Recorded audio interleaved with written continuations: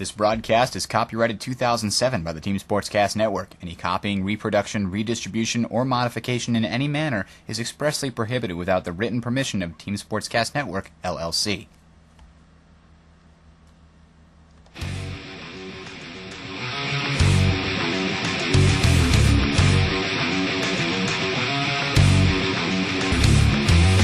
Welcome, ladies and gentlemen, to a brand new episode of Tales of Heroes. This is the video replay review number 26, being recorded in high def, or at least high quality, for future subscribers to the show. We are using this one. It is actually a user-submitted video replay review. I'm not going to tell who submitted it, because that'll probably give away who wins, clearly. So, it's on Lorraine. It's user-submitted. What this means is it's a replay where we sort of go over and say, okay, what is this person doing wrong? What is this person doing right? Try and analyze and help people learn from their mistakes, rather than just, bash on the best for making this tiny little micro error that costs them the game, which is what we do every other time. So, let me introduce myself and my co-host. I am Bridger, a.k.a. Adam Russo, and with me is Vittensby, my questionable companion. Welcome to the program. It's great to be here. The only thing questionable about me is definitely my internet connection today. We had some issues on the audio discussion, which I seriously think you guys should check out. We were in 1944. There's no such thing as the internet because Al Gore has not been born yet, so please, let's stick to the theming. It was the Germans who broke the phone line. Okay. Never mind. All right. Anyways, you guys should check out the audio discussion, which is... Really, we covered a lot of stuff that's been talked about and heavily discussed on the forums, went over some other stuff, and I went over a Weapons Support Center airborne strat on Angeville, which has brought me some success on the ladder recently. Just a quick note about the NGOP strat that I talked about last week. I kind of came up with a much safer variant, which relies a lot less on the motor pool units, and kind of midway after you get a few motor pool units out, switches out to weapon support center units to make the push after you've pushed units off the map with quads and M8s and things like that. So, and also I think a 2 MG opening, not right away, but I think 2 MGs can really solidify your position from South Stursdorf and allow you to hold on to what you need to get it out. So without further ado, Lorraine! Again. Yes, indeed. Lorraine. I'm sure you're tired of this. You play 2v2s with Ineketos and them all the time, but this one is your classic map. You've got victory points in the north, middle, and south. South is usually easier to hold by the right-hand side of the map. North is usually easier to hold from the left side of the map just because of the accessibility. If you'll notice, the north has only one way of getting in, the left has only one way of getting into the south very easily, and the right only has one way of getting into the north very easily. All other paths lead through the center, which is why which is what makes that so important.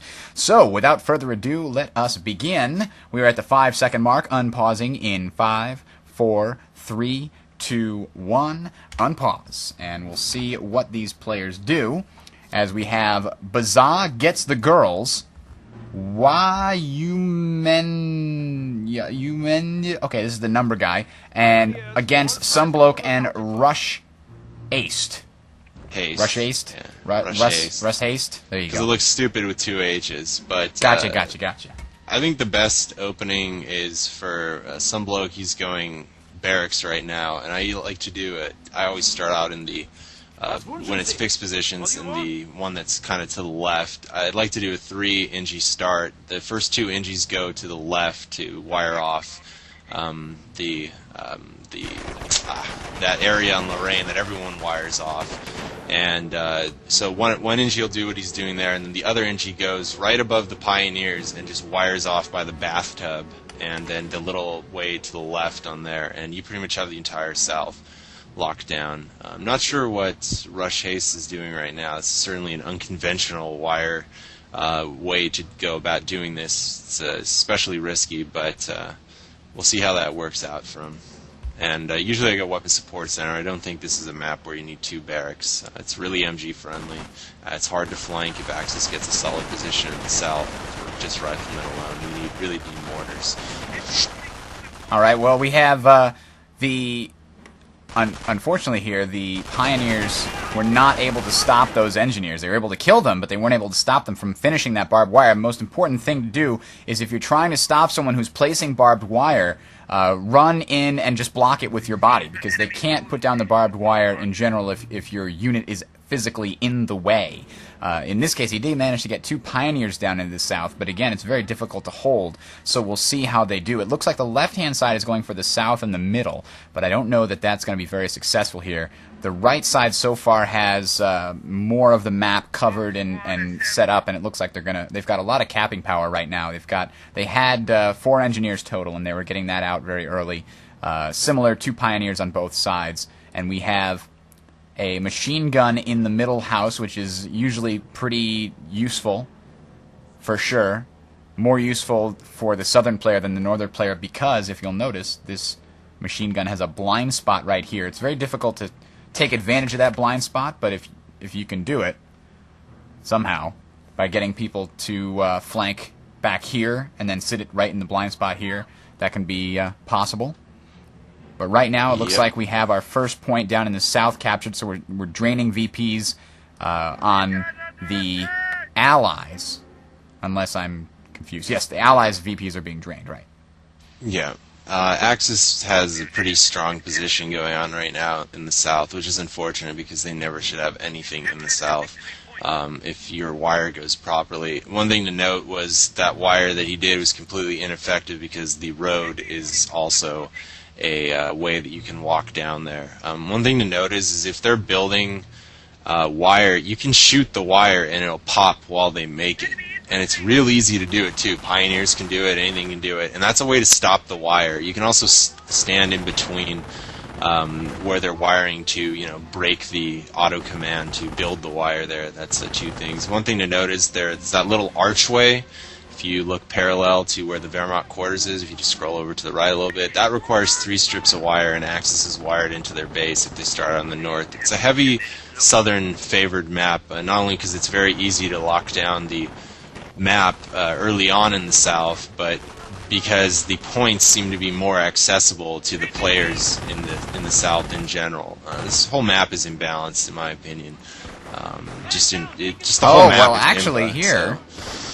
Some bloke is in a good position here for taking out the machine gun in the middle. As you can see, he managed to get his rifle squad into the... Oh no!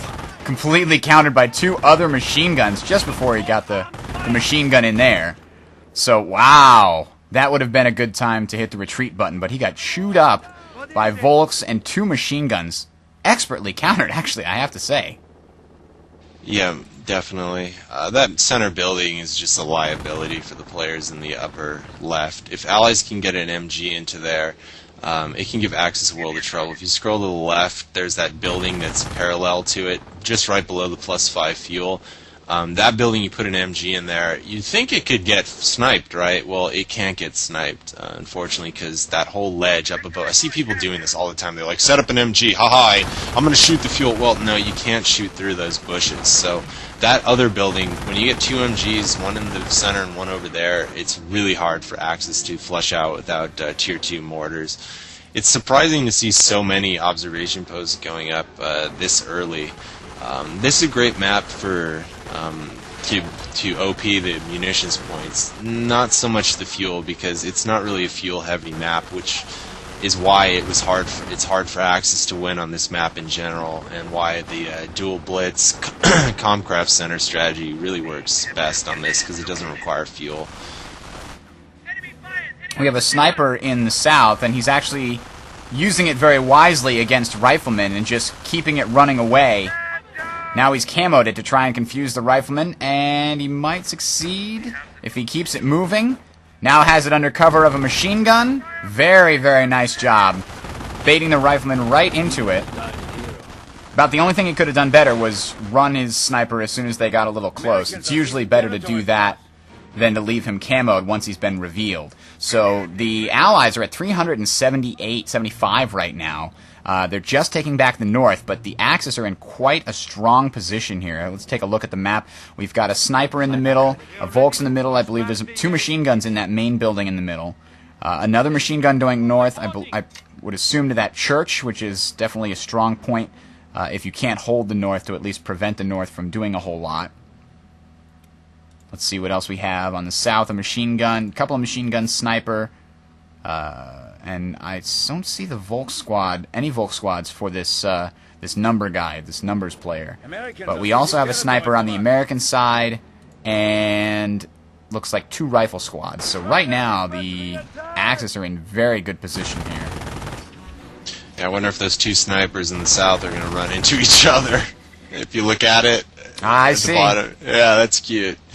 I always love it when snipers run into each other just periodically in the middle of battle, and they're like, "Oh, hey, I didn't see you, even though you were right next to me." But and then it's usually both of them miss about 3 times, and sometimes there's a kill. It's like, pull out your knife, for God's sake! He's right there. We have an early bunker going up, and bunkers take a lot of damage now, just like OPs that are being built. So if you target the bunker, like if he's got 2 or 3 pioneers, like you'll see that those riflemen just chew it up in like 2-3 shots. It's really, in terms of its health, yeah, you can see it going down. There it goes.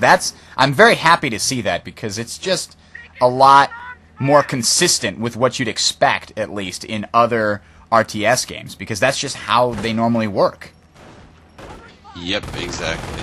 It seems like the Allies' strategy right now is just basically to sit back, OP, and hold on to the resource points and just get out the quickest tanks possible. Since they OP'd 2 fuels and munitions point, it just seems like that was their strategy. If you look at the +5 that's right above the Allies' base, they've tank trapped and sandbagged that. Do not do that, please.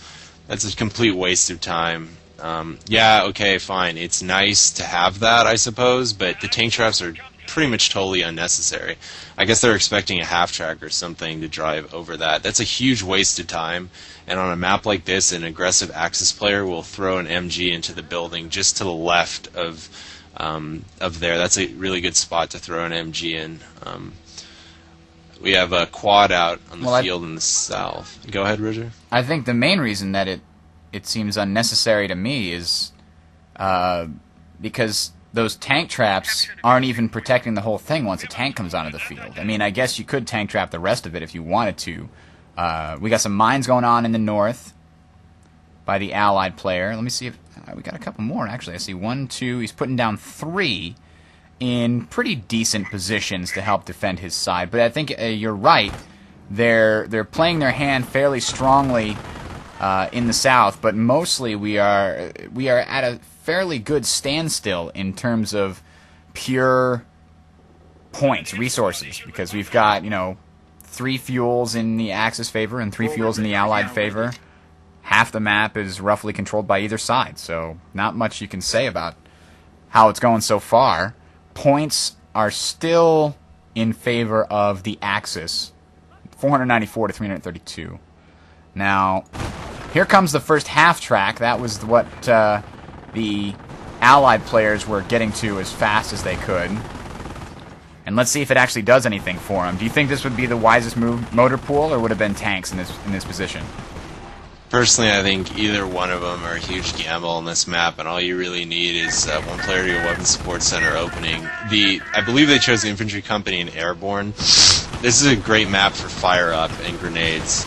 Once you get that, Axis can't do anything with their MGs. Once they can't do anything with their MGs, you back that up with barred riflemen, and they completely lose map control.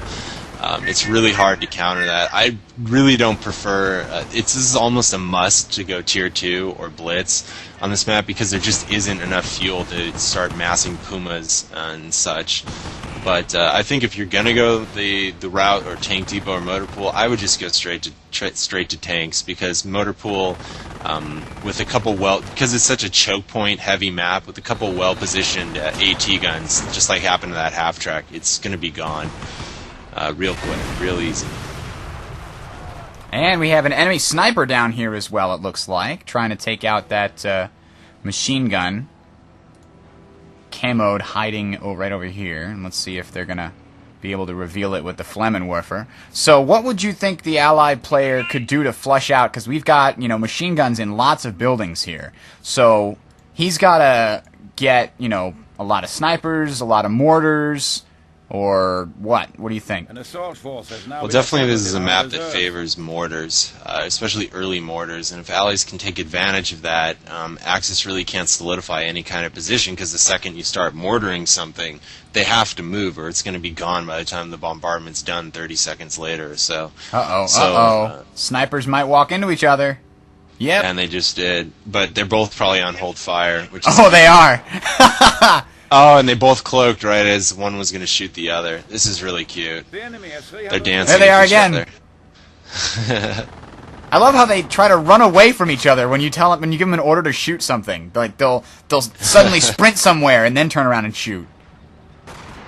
And this is just risky business right here. I mean, an M10 is not what you want on this map. Like I said, this is very. Did no damage against that hack. Yeah, the M10's insta-gib, pretty much. 2 packs down here, definitely a bad move.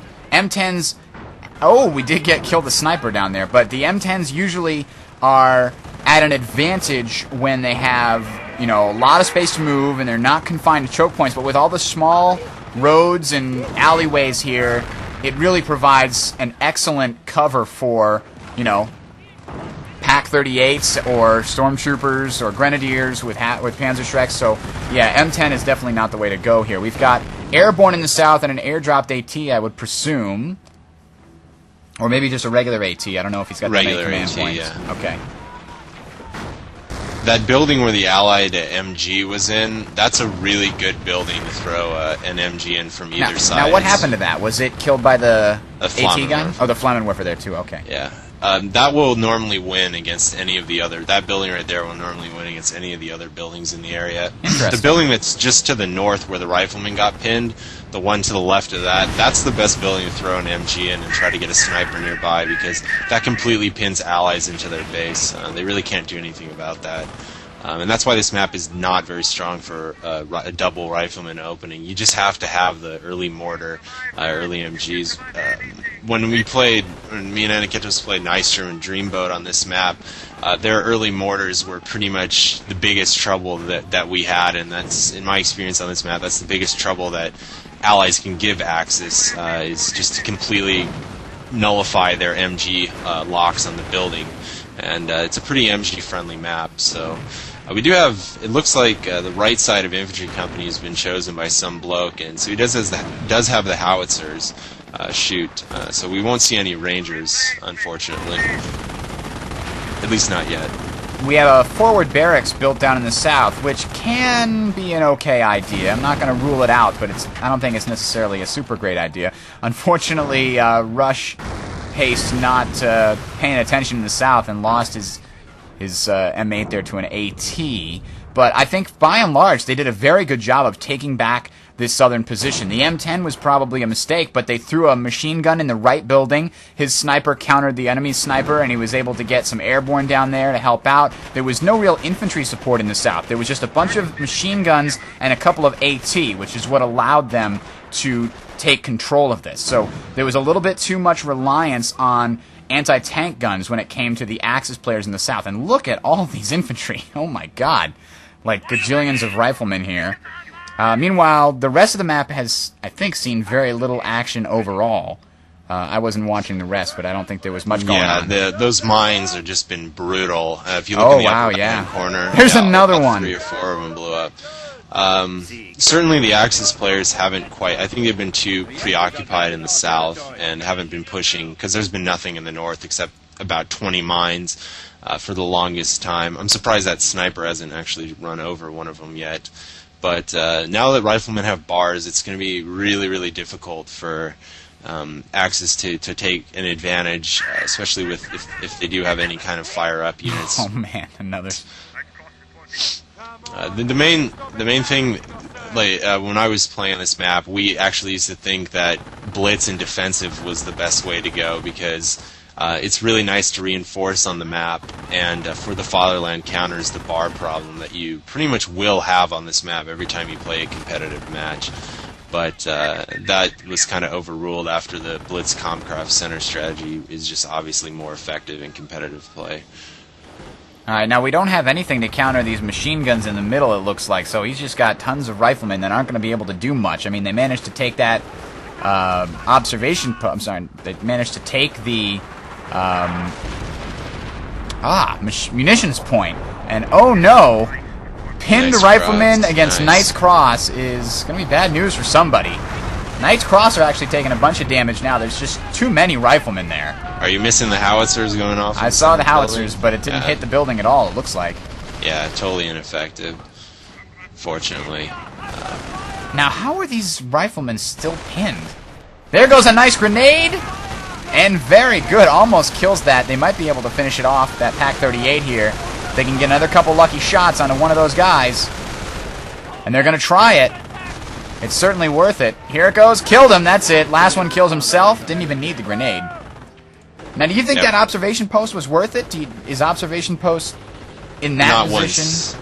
Not once Shreks are on the field, but early on it can be quite... I don't recommend OPing anything on this map. I think it's a huge risk to go a squad down.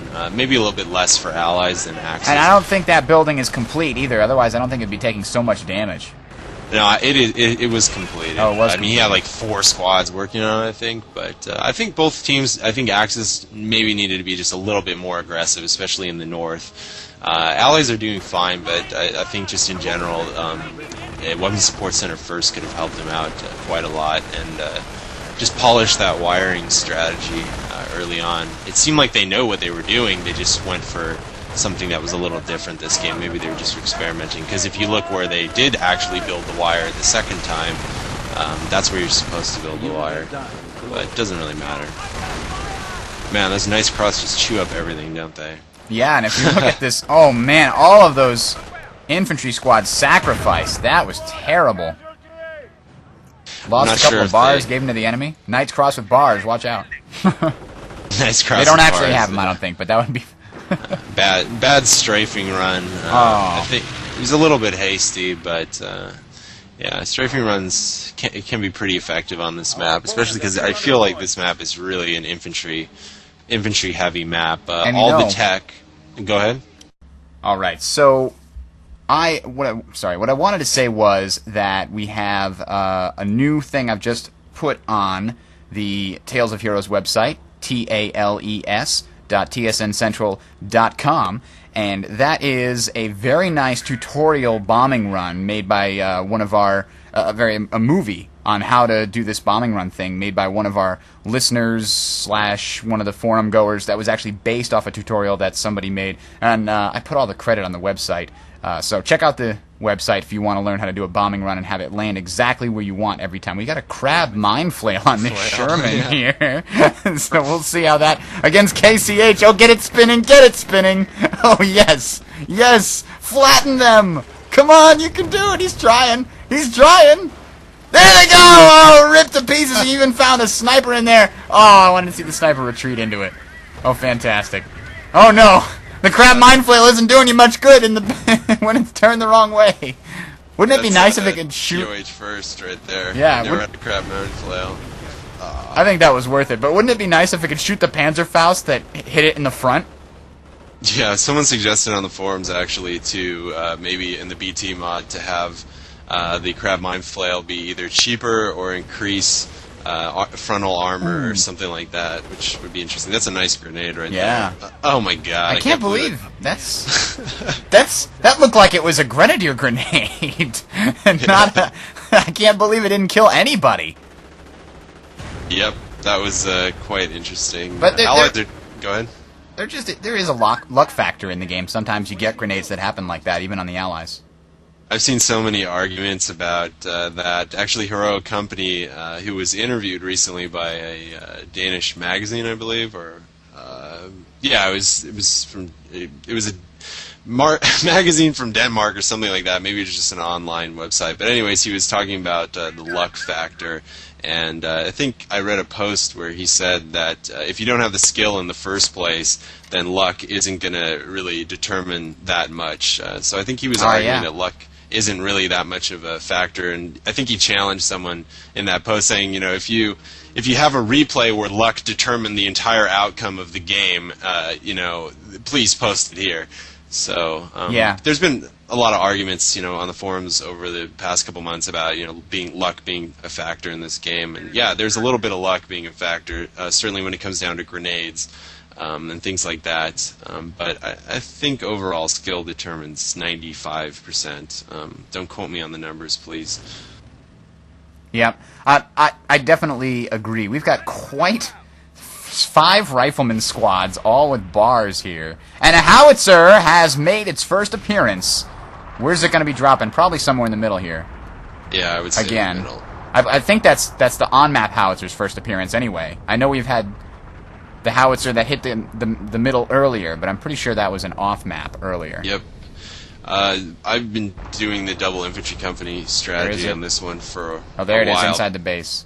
Because this is a pretty munitions-heavy map, so you can do that. But the position you want to build it in is the MG emplacement from the south base on the left. Build it to the left of that. So kind of where that actually closer to where the +10 munitions point is. Bridger's interrupting me again. No, I'm just making noises. Go ahead. I'm kidding. So that's improper placement. Definitely that they need to position it outside of the base because you can't hit the other person's base from there. As far as I can see, maybe I'm wrong.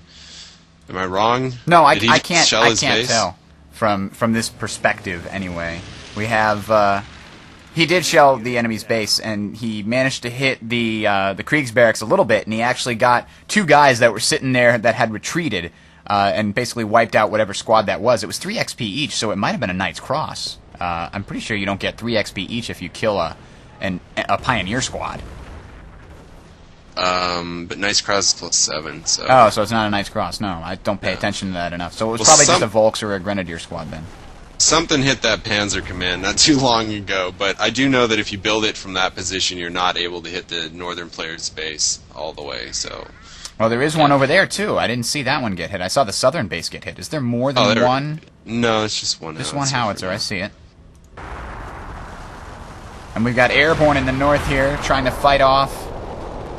Triple veterancy. Wow, that's brutal. Ooh, that is brutal. But here come the bars. They're going to try and maybe hit the suppression button. I hear it. Definitely need the suppression in that battle, even with all those rifles. Because the med kits. Oh my god, there's the med kits being used exactly, as you said. That's something that's definitely a good thing to do in the middle of a battle. If you've got your guys behind some good cover, as they take damage, they're just going to get it healed, and they almost won't lose a single unit. But in this case, there's so many riflemen. I don't understand why he didn't just throw some grenades in this case.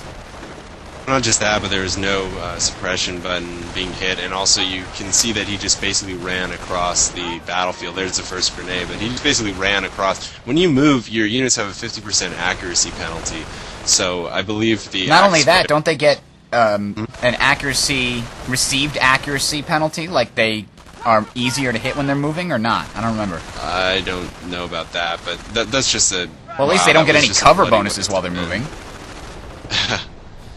Yeah. Ouch. That was I can't believe 6 squads went down to that. But nice cross for the win, huh? One guy retreats. Yeah, nice bars on the ground right now. That's pretty nice for fresh squads coming onto the field. Just get a little extra. And there's an HQ right there too. And the VPs are ticking down, and it seems like allies really need to concentrate in assault. I only saw some bloke up there in the upper right-hand corner, and he really wasn't able to overcome that. But there's a lot of forward HQs. Ooh. Is it just me? Like, there's one in the center, there was one in the south earlier, now there's one in the north. That's interesting. I don't know if I'd go a squad down to do a forward HQ, but you know what? Maybe that's something I should start doing, because it seems to be pretty effective for the Axis player. They've been able to hold their ground pretty solid. Wow, it's just Ranger squad just went down like it was nothing. Yeah, they were getting hit by 2 squads, though. There was one inside of the building as well as the Knight's Cross, but all that triple veterancy Wow! That was a lucky hit by an M10. It usually doesn't kill. Oh! It crushed him! That's stupid Knight's Cross. That wasn't even camoed. Damn it. Well, Veterancy can't save you from the almighty M10. Hey, but there was a... Pushing a truck across the game! There it is. There was... He's riding them over! It makes me so mad. There was a replay in 1.4 that I thought of, Gmerc versus Apocalyptic Labyrinth, I think it was, and an M10 basically ran over an entire army. So this isn't necessarily something that just came out of 1.5, although it's more user-friendly now. I hear you. Airborne just picked up 3 bars, I think. Yeah, nice. So I guess it wasn't all for naught when he suicided all those guys up there. Here comes the M10 of Doom! Ah! Ah! Why build anything else? Honestly. That's an exploit, huh? No. It's a feature, leave it alone. It's a feature, it's an overpowered feature.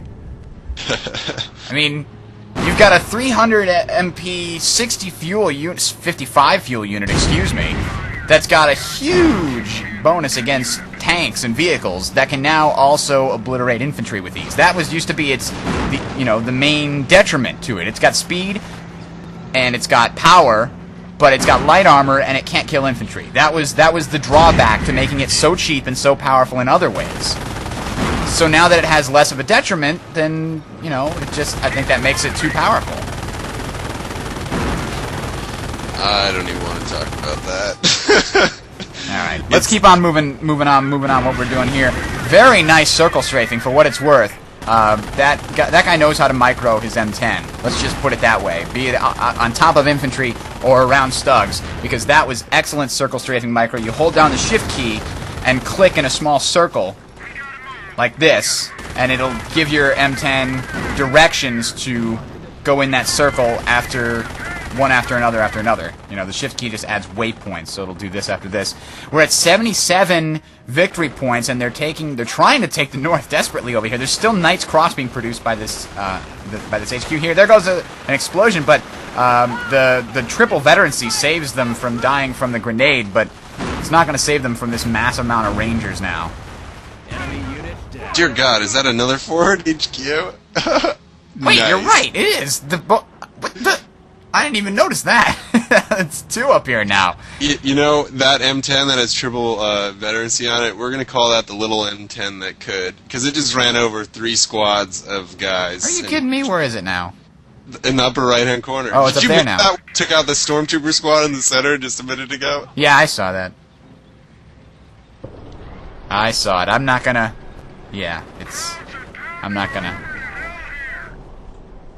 Yeah, too many forward HQs is what's killing the Axis right now. There's too much manpower and time on that. So let's just make that one of our points for this game. I think he's got too many forward HQs. I think 1 is allowable. It's, 260 manpower. Right. And for that cost, it's sometimes useful in team games. I don't think it's ever useful in 1v1s. Sometimes I think I could make the argument that it could be useful in 1v1s. It's very situational. Like on Simois, if you're trying to fight your way into the middle, if you're on the right-hand side, I like to make that the northern munitions point building, if you know what I'm talking about. The high munitions point on the north, there's a building right near it. I like to make that a forward HQ and use that to push into the middle. Sometimes, as if I can't get into the middle any other way. That's something I try to do often. Doesn't always work, but something I try to do. The issue with the forward HQs are that if they're not connected to your base, just like any unconnected resource territory point, you don't get the benefit from it. That's true. So you can't build anything if you don't have a link. So if your strat point gets cut by the bridge in Simois and you don't have a link back to your base from, say, the church... That's why I go around the north from the right-hand side, because it's a lot harder to cut that 16 munitions or the 10 fuel or the 10 munitions up on the north there. Yeah, I'm just saying, as a general rule of thumb. I don't know not many people really build forward HQs, so not everyone might know that. I think they're underrated, too. Especially in team games, they're underrated. Because the maps get so big that having a forward HQ where you can just instantly deploy an AT gun You know, that can be very devastating to an opponent who is expecting you to only have one AT gun there, and all of a sudden it's got backup or something, you know? Yeah, you see that howitzer, it's obviously not able to reach the north axis player's base because he just keeps on shelling basically the same spots kind of over. He's almost killed the Compcraft. Is that a Compcraft Center? Compcraft Center, yeah. He's almost got it. But, well, remember, howitzers were nerfed in the last patch to make it so that they're less accurate when firing into the fog of war. That's true. But if he kills that Comcraft Center, and the enemy's already got full veterancy on all his infantry, does it really matter? No, it's a cheap enough building to make that it doesn't... I mean, it's the 30 fuel. I mean, it's 100 manpower, 30 fuel, so it's not really a big deal. I think the thing that might turn this game around for the Axis... Uh-oh, sniper right next to a bunch of stormtroopers! That's not good. And here comes the airborne with the bars. Now the bars, here's another tip. The bars especially lose a lot of their combat power when moving. If you remember, that's one of the nerfs they did to the bar a while back. I think it was 1.4 or 1.3. They changed the bar so it was a lot less accurate when moving, very similar to the LMG-42, except the LMG-42 can't fire, period, when moving. So if you've got a squad of riflemen with bars, or, uh-oh, here comes a nice artillery. If you've got a squad with riflemen with bars, or if you've picked up bars with your airborne or whatever, don't run with them, because the bars are very powerful. They do a lot of damage, but only if they're, you know, standing still. Get them behind cover, get them in a crater, what have you. I mean, he's creating cover right now, I guess, for the next charge in this case. Well, the thing that might change this game around was that walking Stuka that they had, but now they have two Tigers on the field. And it looks like they both went blitz. Yeah, they definitely both went blitz. So this will be an interesting turn of events. This is always the strong point in the Axis game, is seeing how much you can do with your first Tiger or two. If it gets countered really effectively by a wall of AT guns, or, all right, you know, whatever, then you're gonna have some issues. Hang on a second now. Let's take a look at the tactical situation here. We're gonna pause in 3, 2, 1. Pause, and let's take a look at the tactical situation. We have two Tigers now rolling up on the field. The Axis players, are in a very good position so far because they are up 416 to 77. So in this case, you know, they're very, very close to winning. So they've got a couple of Tigers. They seem to have control over the middle. They had, I believe, they have a couple of hidden I thought I saw a couple of hidden AT guns in the middle somewhere. Maybe not. Maybe I'm thinking in the north. We've got a lot of camouflage units. We've got definitely tons of stormtroopers all hanging around. If I was the Axis player, I'd try and get a couple of PaK-38s in the middle along, you know, I think they have a machine gun in that building. I can't see because I'm on the Axis side, but it might be. Get a machine gun or even a bunker set up on that victory point, because right now their whole goal is to get down those 77. So bunker up that middle, put mines down in the middle, whatever you need to do. Just prevent them from capturing that middle point and hit one of the other two hard. Now, it's going to be hard to take either of them. We got two AT guns in the south, but not much else. And we've got a lot more than just two AT guns in the north. So we'll see how things go. But it looks like two Tigers plus a walking Stuka and a bunch of stormtroopers could be headed to the north. This is going to be tricky. I think the Axis player has the edge with the two Tigers and the stormtroopers. If he correctly uses the stormtroopers to negate the AT guns early in the battle, then he's going to be able to take it. Would you agree? You don't have the cheat mod on? I do have the cheat mod on. Oh, so you can see the whole map, right? Yeah. Yeah? Okay, great. Well, the one thing I just wanted to mention, there's two medic stations in the upper right-hand corner for Tales of Heroes first. But really, you need to send the stormtroopers in first. Just blindly charging Tigers around is not exactly the best way to go. Especially because those stormtroopers weren't really moving for a long time. It looks like they're definitely going to do a consolidated push in the north. Maybe an airborne AT drop can turn that around, but they'd have no riflemen up there. So there can't be any suppression going on the Grenadiers and the Knight's Cross or any of the stormtroopers at this point. Yep. They also have MG emplacements kind of everywhere. This is actually a good map for MG emplacements because it's so infantry heavy. They have one in the south, one in the middle, right, kind of, you know, you can see it on the map, the big yellow thing, and then one in the north. I think the one in the north should have been built behind the VP. It really doesn't serve too much purpose where it is right now. But other than that, I think it's pretty anyone's game right now. There's 2 Shermans sitting in the base. We'll see how that can respond, and with an AT drop. And those are being upgraded, the gun's being upgraded, and a 3rd Sherman's going to come out after that. So with an AT drop, I think they should be able to hold it, but we'll see. It very much depends if they use that walking Stuka well. You know, use the camouflage units to spot where the enemy is, drop down some walking Stuka at the same time as maybe you throw a grenade onto one of those on this far back AT gun. They might not see that one till it's too late. That's actually a very good position because the camoed units are going to be over here. They might not necessarily see it if they're concentrating on being over here and avoiding that machine gun. But anyways, enough analysis. Let's find out what actually happens. 32:57 is the current ticker. Is that what you got? 3302, but it's all good. All right, well, let me get to 3302 and then I'll unpause it at the same point. 3302, and now we'll be ready to unpause in. Oh, nice! You can see the Panzer Shrek rocket flying through the air. That is cool. Okay, 3, 2, 1, unpause at 3302. Here we go. The Tiger, of course, knocking over every streetlight. I love when it knocks over the streetlights. They turn off. That's kind of cool. But here it comes running directly into an AT gun. Rangers, more AT guns, airborne with recoilless. That's not the way you want to do it with a Tiger necessarily. This was a poor assault. You needed to scour the storms, do the Stuka, then move in with the Tiger, and Go ahead. No, that was really it. They basically just threw all their units there. And Stuka's a little late, but we'll see if that can just completely annihilate everything, which apparently it wasn't able to. There goes the first Tiger.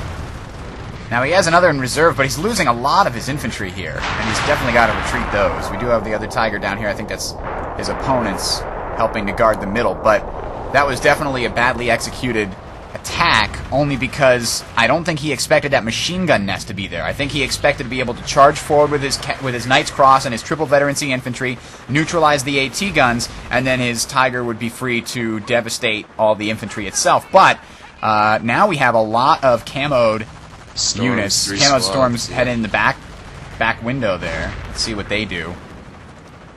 Enemy unit down. Pioneers killed in the middle there. Lots of... Oh man, upgun Sherman's going to have a field day. And also another thing to point out is the Tiger in the center didn't aid in that attack. Yeah, that was a miscall. Not exactly the best teamwork in that battle, but.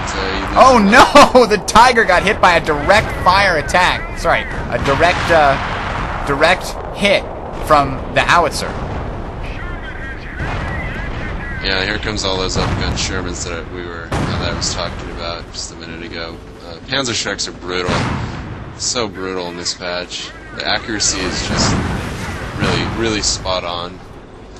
And here comes another barrage by the Stuka, and another Tiger coming to try and aid the first, but again, he's got the rear armor facing the 2 upgun Shermans. There's a micro mistake right there. Yeah, heat of battle mistake, definitely. He's going to maybe get it out of the way just in time. 2 Tigers managed to take out the Sherman and save his original, unless the Rangers bazookas are going to be able to kill the Tiger. They did! I can't believe it. There's the Tales of Heroes first. Rangers bazookas actually killed a Tiger. Wow. I think that was a Company of Heroes first. Yeah. It might be. Oh, fantastic. Alright, so what do we got now? Let's take the Fog of War off again. We still got those 3 squads of stormtroopers just, like, running around, and now they've got backup from another Tiger. This northern one has been hit time and time again, and is now the first Tiger runs over the I would love to see if it stopped right on the same spot where the other one died and get killed there, but it's getting hit by an AT gun that was remanned, I believe, it looks like, and again, he's blindly charging his Tiger forward. The Tiger... That's gotta be at least 5 MP-44s right there. 1 on each storm squad and 3 on the Knight's Cross. Yeah. Actually, just one of the Knights, I think the Knight's Cross, all of them have it, right? Not just 2? Oh, yeah, no, definitely all 3 of the Knight's Cross have it. But look, the Knight's Cross got obliterated there by airborne and riflemen. Now we've got bars going off on the storms here. But this is just another example on why you shouldn't blindly charge a Tiger. It should have been kept back as a support unit. You know, you got to scout and just use it for... Going off on the sniper in the building. It's brutal against any weapon support center. Even riflemen in a building, it's pretty brutal. But the difference between why they won that engagement, and remember that 6 riflemen or 5 riflemen charge before, which was basically against the same exact numbers, except one was a Volk squad instead of an MP-44 Storm. Why did the Allies win that engagement with less units was because he wasn't moving. That Stuka, like I said, is definitely what would turn this game around. Even though it looks pretty good on VPs, I still think the Allies still somewhat have an advantage. I can't believe they get so many Tigers here. This is ridiculous. Another one pops up. Yeah, Lorraine is Tiger spam after like the 25-30 minute mark, pretty much. The thing that's missing is veterancy. Definitely. On the Tigers, yeah. Yeah, one level of veterancy is just a must. Anything after that is a luxury. If you can afford it, great. If you can't, whatever. Oh my God. One level makes such a big difference. I just looked at the income of this allied player, some bloke. He's got so many Rangers and rifle squads. He's at plus 190. 90, right. Ridiculous upkeep. I mean, this is a point where a supply yard would actually do him a lot of good because he's got so many upkeep heavy units right now. And he's actually at his population cap. So they're going to try and make an assault here on the north. Let's see if there's going to be a good amount of defense here. He's sending in his infantry first. That's definitely good. You want to screen your tank, but I don't think he's got enough to take out that Tiger. Oh wait, actually, we've got Panzerschrecks on those riflemen. Yeah, nice. Double Panzerschreck on one squad. Oh no, Tiger's got its back facing him too, and it's slowly turning the turret around. Rear armor hit. AT gun was just remanned. Oh, that was a good call. No, it's got the stupid bug where it's not moving and it's not firing. It doesn't make much difference. Oh, wow, it doesn't! I zoomed right in on it as it gets destroyed. But an upgun Sherman versus the back of a Tiger. Never mind, Tiger turned around. This could be a good fight. And he dropped a howitzer right on his own Sherman. Ouch. Yeah. But Sherman with good micro, can take out that Tiger. Oh, definitely. Now. Oh no, another howitzer just happens to fall on his Sherman and miss the Tiger. I think body turning is definitely something that the Axis players could improve on in their Tiger micro. Let's talk about what that actually entails. And what you're talking about, what Vinsby's talking about is because the Tiger's turret turns so slowly, what you want to do is if there's some enemy, on the other side, see how the body is turning right now. You click and drag. I'm going to see if I can give you the interface. Click and drag with this little arrow. You would click and drag on something that you already owned that was already pointed in a direction. For example, I'll try and give you an example when one of these things stops moving so that I can show you exactly how it would be done better. But let's say right here in this engagement, there was a Tiger or an enemy tank to the left, and the turret turns so slow, so you turn the body in the direction that the turret is going to go. Another howitzer barrage lands right on the poor M10. But you turn the unit in the direction where the turret was turning, so that the turret turns faster, because the body turns, and that speeds up the rate at which the turret turns. And that is especially useful on Tigers because the turret rate is so slow. So that's, basically the how-to. We should do a follow-up on our, basic training episode with more advanced micro like that. I think we're going to do that in the future. Definitely. This is really close. This is do or die time for the Allies. Yeah. We'll see I don't know how they're going to make it back, but... Yeah, wow. That's going to be quite the comeback. Another forward HQ in the north. God bless those forward HQs, huh? I guess so. Oh, we have an on-map howitzer or a bombing run, it looks like. What was that? I think it's an on-map howitzer in the north. Let's find out. I mean, it could have been a bombing run, and we just saw the bombing run was bugged. There we go. I think it was a bugged bombing run. Oh, nice, nice. Very nice! That's how you bombing run, right there. Very good job. I wonder if it bugged the first time, though. It might have bugged the first time, because it was too close to the edge of the map. That's one of the things that he mentions in the tutorial. Putting it too close to the edge of the map can sometimes bug it out, but if you do it more towards the middle, you're almost guaranteed to have a more successful bombing run. Yep. Definitely do or die time. 32, 31, very close here for the Allies. They've got to take something back. I don't see them in a position to take anything back, but this game seems to go on. So here they go. They're going to try and decap the north. Off map just came in. Mortar, two riflemen, an M10 and MG. That's actually quite nice. Oh yeah, in this case that's pretty good. Yeah. They really need the infantry support against all of this stormtroopers. They could really use the mortars and machine guns and such. 22, he's trying to pin it, get it down and just get it. No, he didn't quite get it to 0. Oh no. And here he's actually putting the AT gun behind. He's going to get that Tiger with another howitzer barrage. This howitzer barrage is really earning its cost right now. Basically knocking out that Tiger or allowing the AT gun to do it. There it goes. Is this going to be off-map combat group for the win? It might be.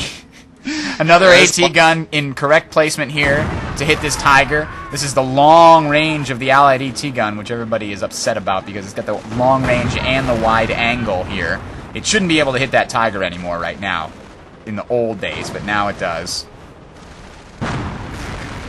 And that machine gun's set up. Anybody that comes behind this Tiger is dead meat, but... And all those barred riflemen. Oh, man! Oh, there was another... Okay, they brought back the other AT gun. I was wondering how that Tiger got so devastated. So it completely destroyed one AT gun. We could just use one sticky bomb. No, there's a Panzerschreck in the hands of an engineer squad. Takes out the Tiger. Very nice. Allies retake the north. Look at this cratered surface. This is ridiculous. Gotta love infantry company. Stuka barrage coming in the north.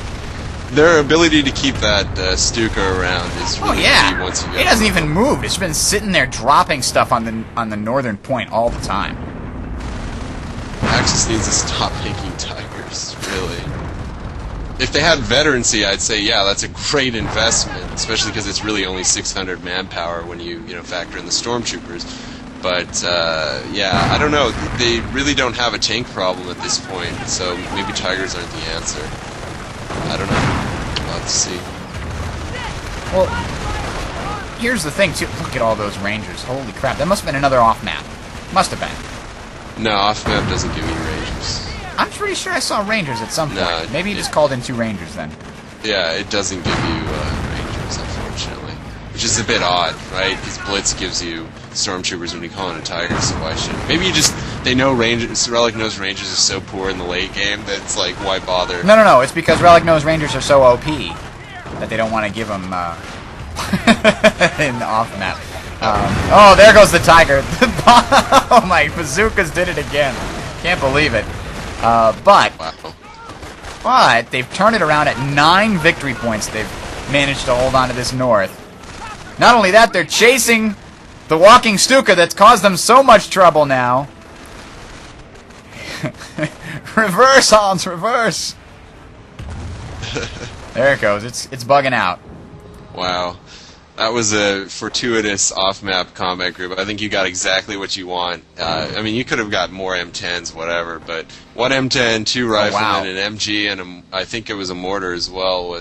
That's a really nice off-map combat group. Now, if it was 2 armored cars and 1 rifleman squad and a mortar, I don't think it would have been that happy. And there's some stormtroopers popping out to say hello. Actually, only 1. There's the rest. And they're firing, and they're going to get obliterated by the amount of stuff that's here. Oh man, another nice off-map combat group. This time 2 M10s, so we can basically run over all infantry if we combine them together. And then, I don't know.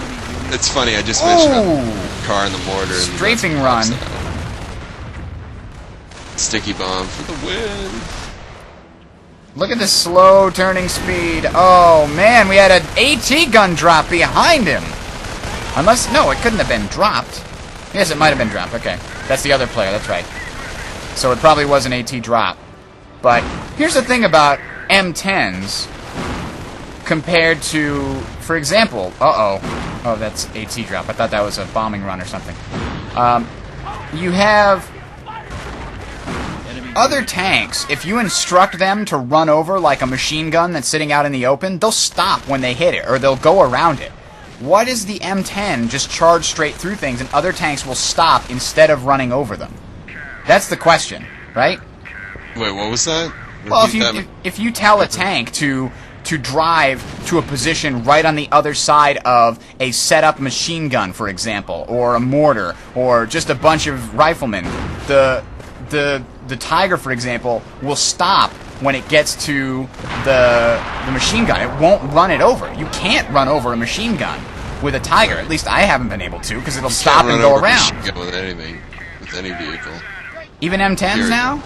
Period. It doesn't run it over. It's only basic, regular infantry, not machine guns. I don't think you can do it with mortars either.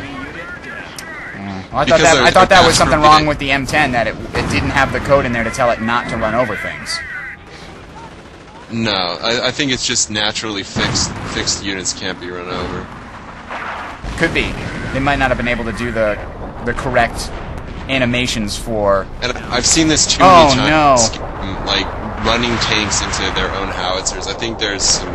maybe they can improve their teamwork a little bit. Also, we have a cloaked squad of stormtroopers that's just sitting in the south. I don't know if that's a bug or something. Is it? I mean, it is there, right? You see that as well? Oh, no, I see that. It's been there since since like the Yeah. 18-minute mark. I don't think they know. Aye. Oh, this is weird. We got a rifleman on the bottom and a rifleman on the top of this graveyard area in the north there. And here comes another Tiger. This is another example of you want to do your best. Keep your Tiger at long range. It can do major damage with its gun at a pretty long range, and you can then keep it alive and, back it up to get it repaired if you need to.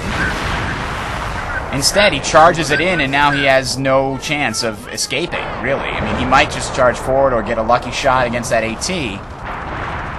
Right, it's just unsupported. You can't drive Tigers around. There it is. Especially not when there's Panzerschreck troops, running around. Notice I didn't say bazooka there. That Ranger squad that has 3 bars of veterancy now does have a Panzerschreck. A Panzerschreck and a bazooka. GG. Yep. Best of both worlds. Uh-oh. Here comes the walking Stuka blast. I think it's headed towards the middle. Axis is playing a bit sloppy, just because they're playing like they're the ones that have 9 VPs, not the ones that have 400 VPs. They're just not 400 anymore. 165. Well, yeah, but they were playing like let's just get this over with, and they didn't have to do that. They could have consolidated a push and just sweep across the map together rather than keep on sending stuff to the death over and over and over again, which plays into the Allies' hand. Also, the lack of... the Allies are now starting to cap the map, which is good, but I think earlier they could have improved on that the last, say, 5-10 minutes.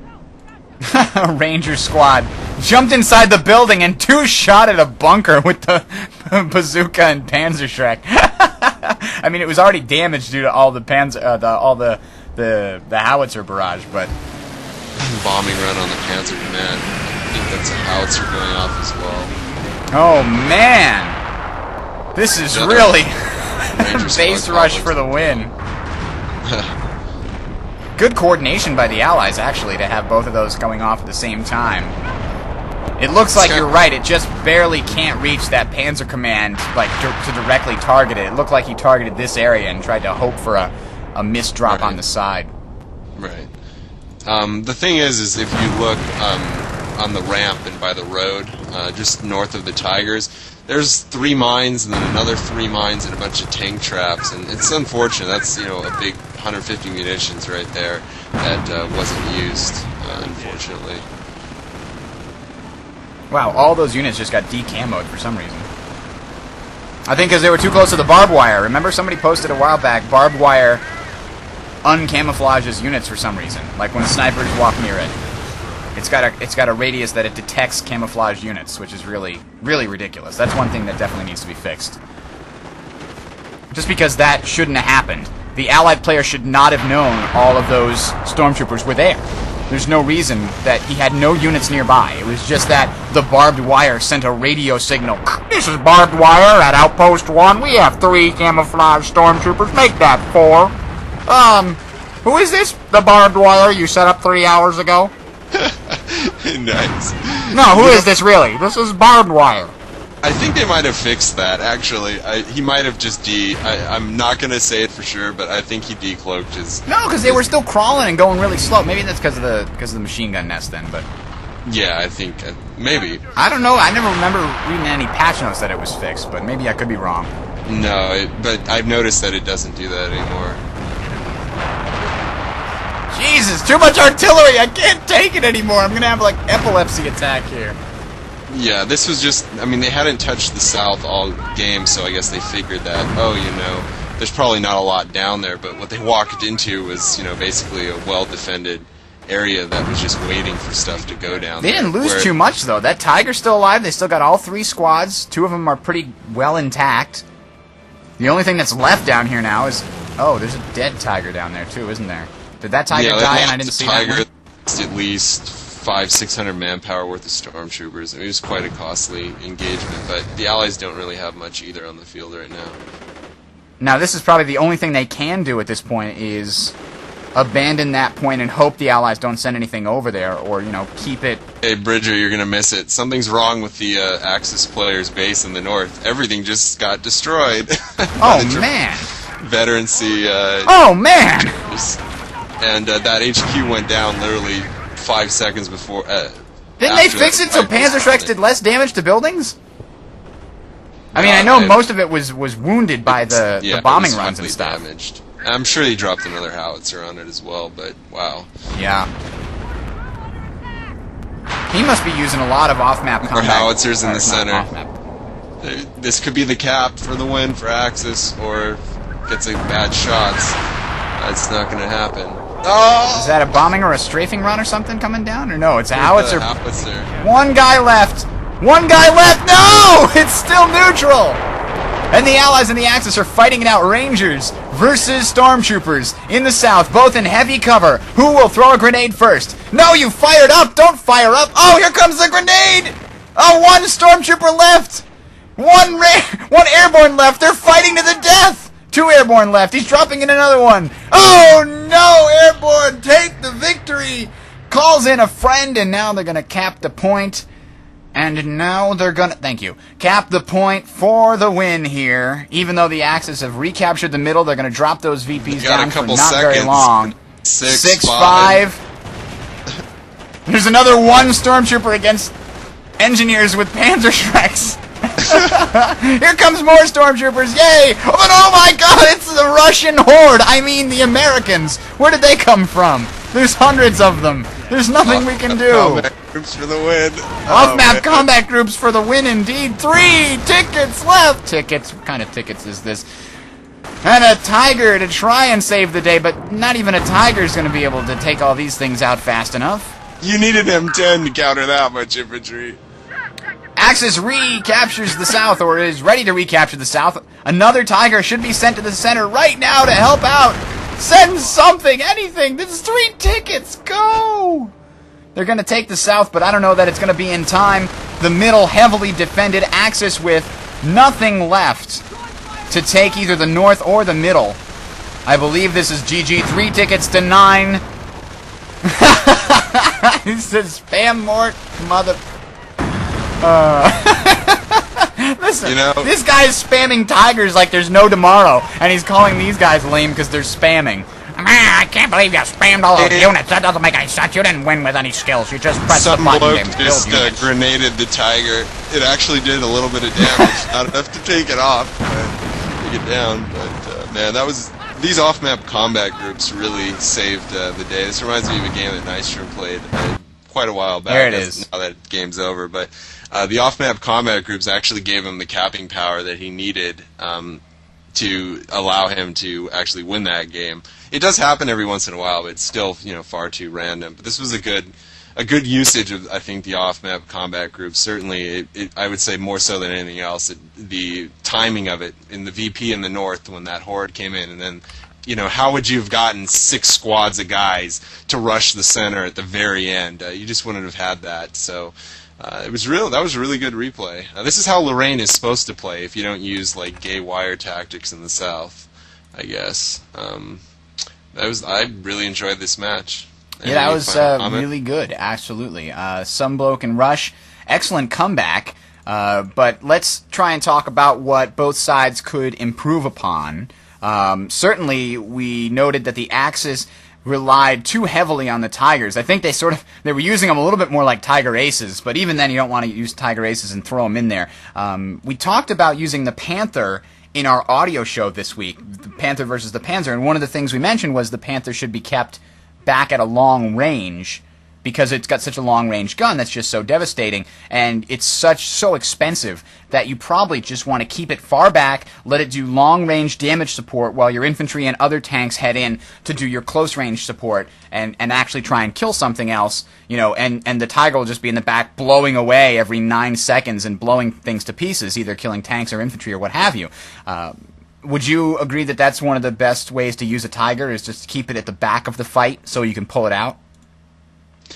Definitely, especially when you're going up against airborne. You don't want that Tiger to be too exposed. You want it to always have a easy route to back up into, and I think sending Tigers in first is just asking to walk into a hail of sticky bombs, AT guns, bazookas, recoilless rifles, and it's going to go down real fast. Especially in this game, they had no veterancy. I just remembered as you were talking about the Panther that I didn't see any Panzer Command units come out except Knight's Cross. I saw no Panzer IVs.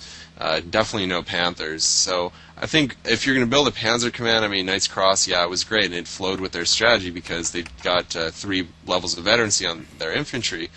But to not build, a Panzer IV or a Panther every now and then, you saw their fuel income more than I did, but I think that they still had enough fuel to get 1 or 2 of those the Allied tanks. player sitting here with 772. Let me switch over. Right. See if I can see. Oh, I can't see it, damn.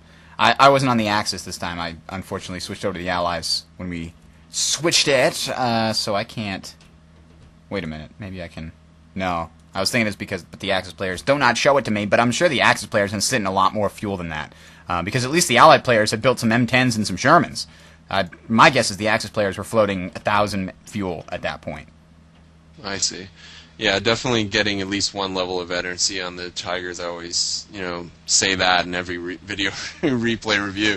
But I think their main problem with the Axis was they didn't know when to be aggressive.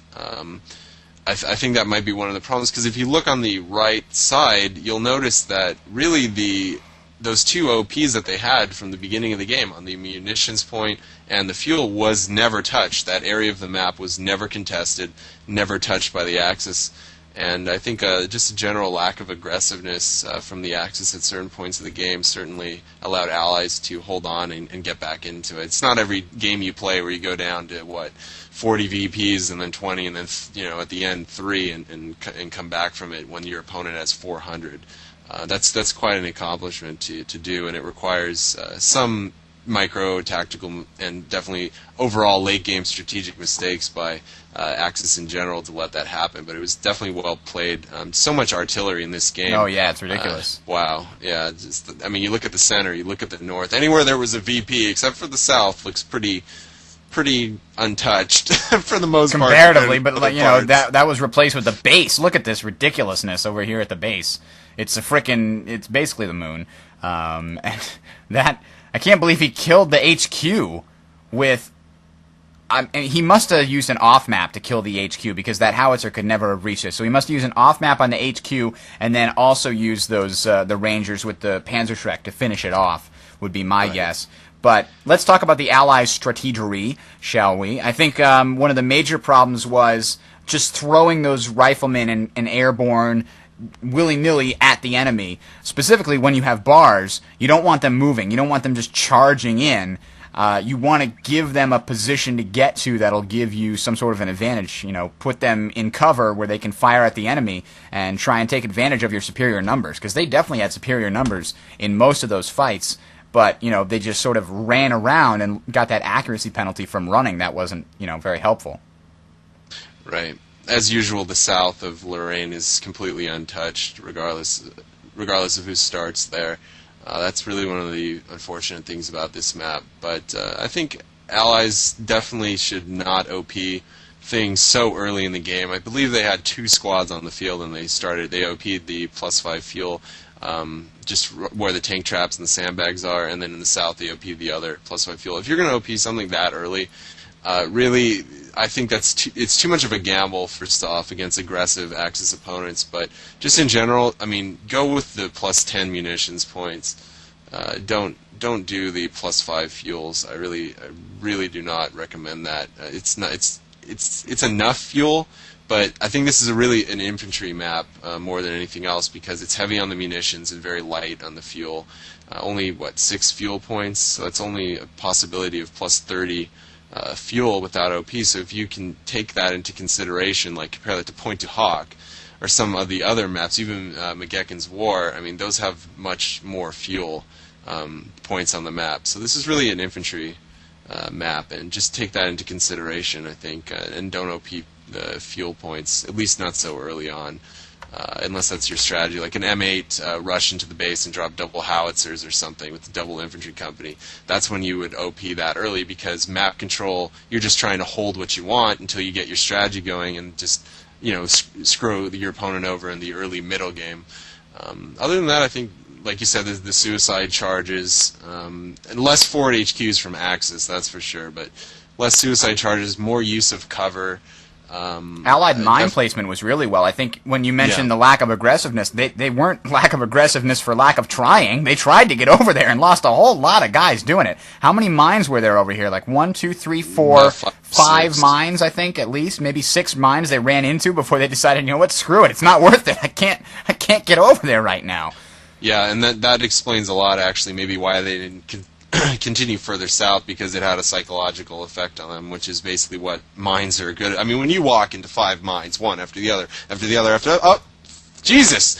Like, how many more are there? You know, definitely I think that they thought there was at least another 20 coming down there. It's too bad we didn't see more crab mine flail, actually. That's all. That was great, I gotta say. With, you know, if that Sherman could have stayed around for another minute or two, but the little M10 that could, you know, made up for it by running over like 2 squads of storms. Running over like 6 times its cost in manpower. Yeah. Ridiculous. But, cool. That's game. why the M10 is overpowered.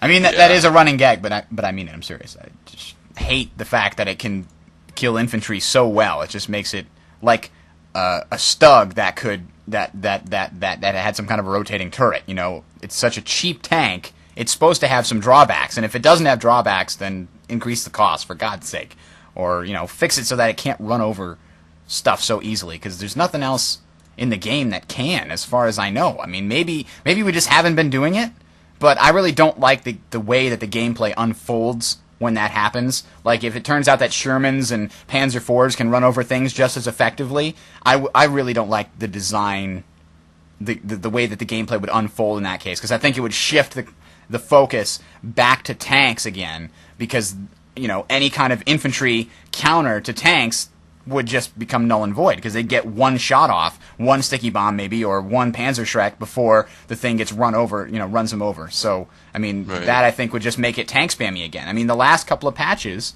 have been set up, obviously, to make it so that tanks are a little bit less powerful in comparison to infantry. AT has been buffed, tank damage to infantry on the Axis side was nerfed a little bit, and, you know, I'm sorry, on both sides, which meant, you know, the Sherman couldn't destroy Grenadiers quite so easily and stuff like that. So I really liked those changes that made the game less, you know, focused around tank spam and more about combined arms.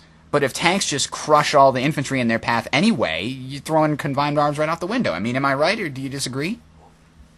Oh, definitely, I agree, but I don't think that's what's happening. For instance, you know, Tigers can't do it, because when you hit a body, with your tank, it slows down to a crawl. The issue with the M10 is that it's the fastest tank in the game, has the best acceleration, has the best turning speed of all tanks. And when you combine all of those factors into one, you get a really crazy infantry killing machine because it just has the speed, the acceleration, and the acceleration, the max speed, and the turning speed to do all that. So it's a combination of everything. I'm sure it's going to get tweaked in a future. Well, how would you fix it without actually lowering the combat effectiveness of the M10 by lowering its speed or lowering its turning rate or what have you? I mean, here's my idea.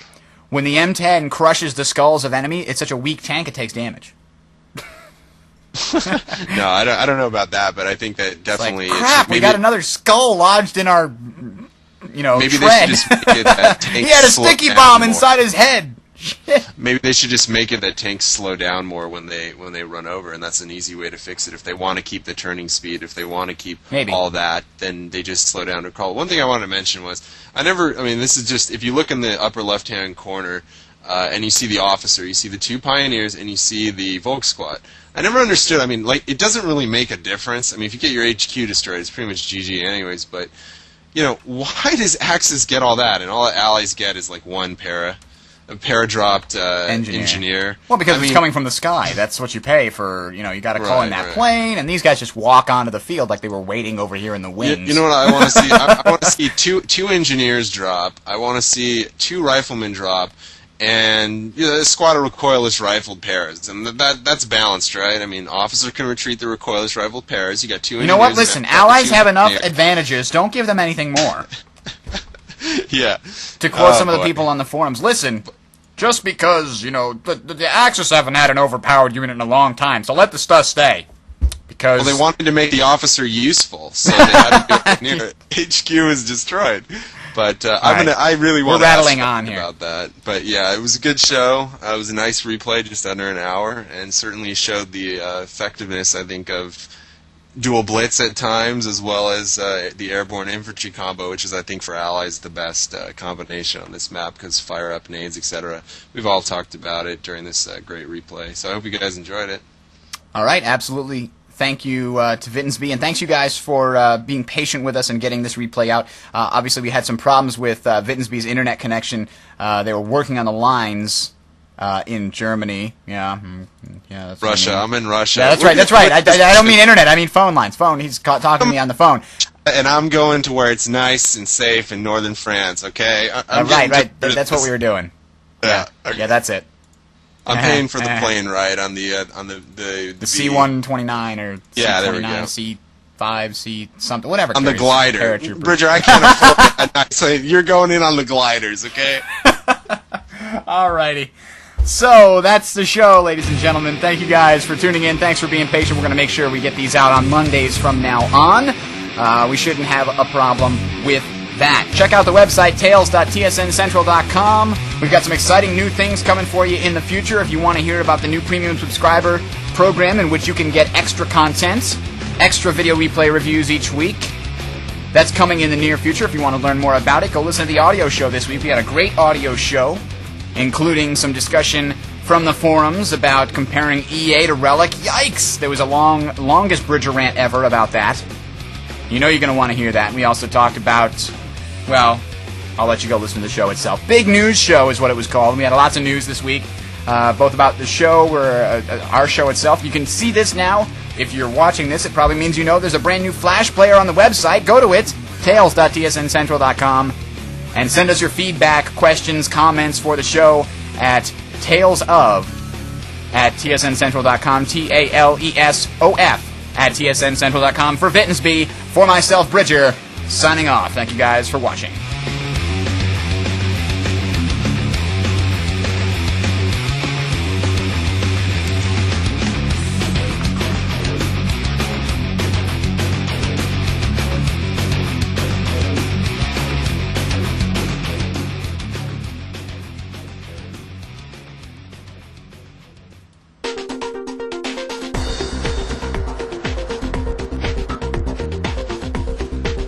TSN, the Team Sportscast Network. This broadcast is copyrighted 2006 by the Team Sportscast Network. Any copying, reproduction, redistribution, modification, rebroadcasting of any kind or any manner is expressly prohibited without the written permission of the Team Sportscast Network, LLC.